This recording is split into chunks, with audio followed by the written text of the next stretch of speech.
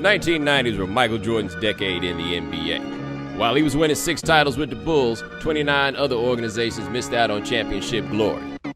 These are the stories of some of the teams that were relegated to footnotes on MJ's path to the top.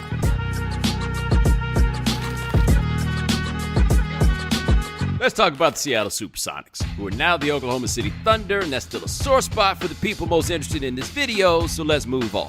The Sonics won the chip in 1979, then spent the 80s being consistently aight.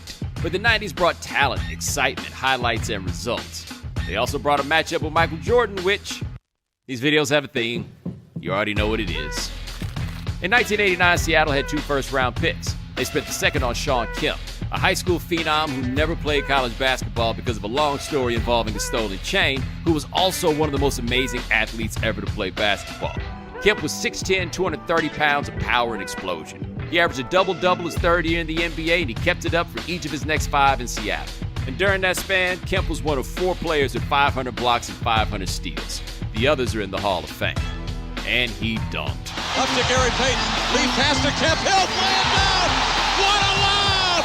Whoa! Gary Payton with a lob ahead to Kemp. He dunked in contests. He dunked on people. Kids, you must understand. For anyone who saw Kemp as he played, he was unforgettable. In 1990, Seattle had the second pick in the draft and took Gary Payton from Oregon State. We don't know why the hell he went to college there either, but the man who was later named the Glove was so good on defense he was Pac-10 Defensive Player of the Year as a freshman. In the NBA, he made first-team All-Defense from 94 to 2002 and won Defensive Player of the Year in 96, the only point guard ever to win the award. And he talked all the shit. I mean all of it. And he did it with that look on his face. That had to be annoying. In 93, the Sonics acquired Detlef Schrempf in a trade for Derek McKee.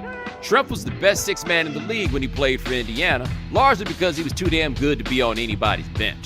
Today's basketball dorks would love him. 6'10" with inside and outside game, the tallest player from 93 to 99 to shoot 40% from 3. And that flat top.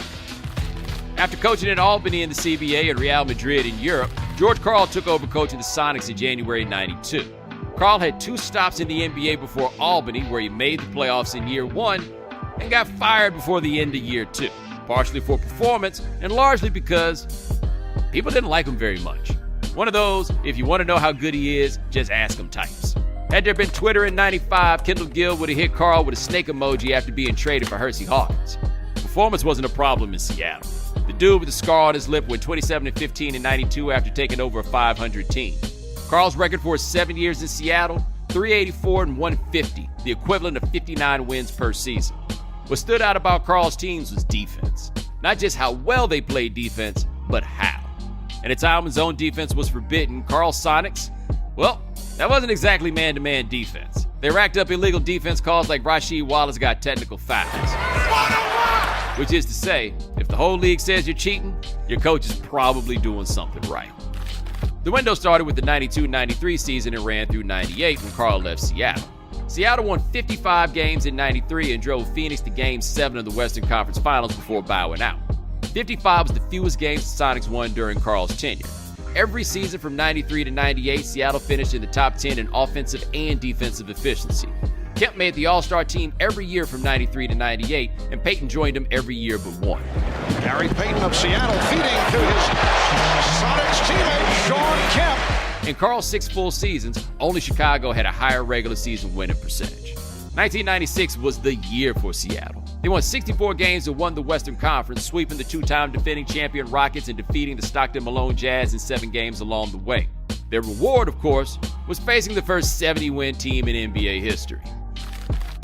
We already got to Kemp in his dunks. Luckily, he's got so many we could put some more in here. Kemp picks Mark Jackson, gets the give and go. 3 on 2. Oh, brother! The Sonics were an interesting cast of characters. Early in the run, they had Michael Cage, a one-time rebounding champion. No NBA player was ever more famous on the strength of his jerry curl than Cage. Look at the pride of West Memphis, Arkansas. He held on to rebounds with that curl.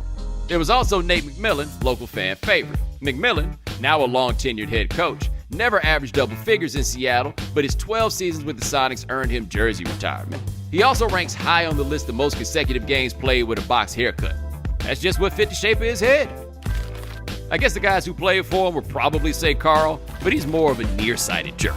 I don't know what you're getting at. I think you're an asshole, to be honest with you. Interestingly, this team really didn't have many villains or truly annoying characters. Well, at least not to me. I reckon many of you hated Gary Payton. Not me, but let me indulge those folks a little. Payton was loud and obnoxious and Oakland. Very Oakland. And that ain't for everybody.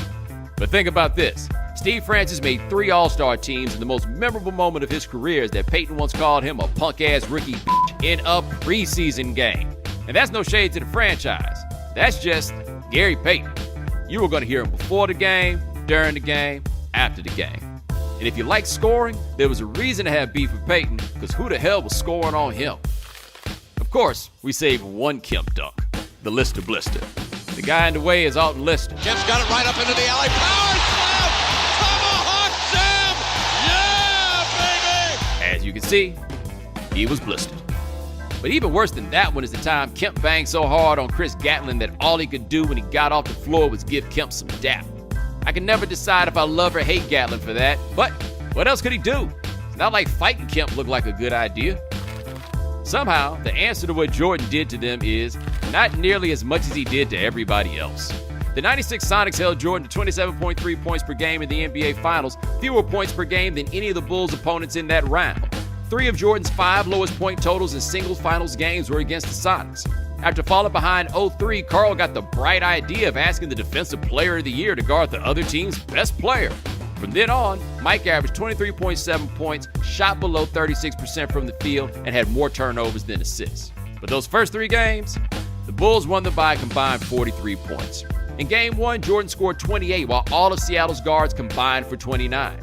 In Game 2, Jordan's 29 matched Seattle's guards. And in Game 3 in Seattle, which the Sonics had to have after falling behind 2-0 in the series, Jordan went for 36, again matching all of Seattle's guards, as the Bulls destroyed the Sonics 108-86.